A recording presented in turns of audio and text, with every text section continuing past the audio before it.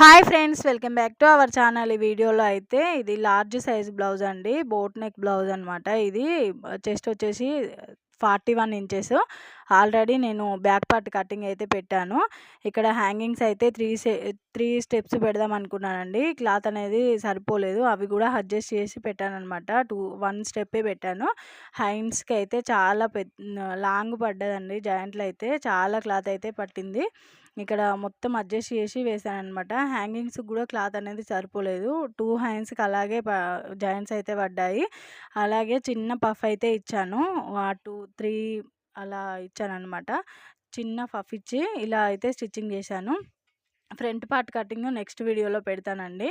ఈ ఫిట్టింగ్ అయితే చాలా బాగా వచ్చింది. సైజు మాత్రం చాలా పెద్ద సైజు కదా, అందుకనే మొత్తం ఇందులో సెట్టింగ్ చేసి కటింగ్ అయితే చేసుకోవాలి. అది ఎలాగో నేనైతే షార్ట్ వీడియోలోనే పెడుతున్నాను.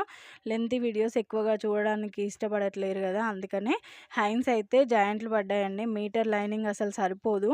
ఇంకా లాంగ్ హ్యాండ్స్ అయితే అసలు తీసుకున్నా సెట్ కాదనమాట. మనకి మెయిన్ ఫ్యాబ్రిక్ కూడా సరిపోదు.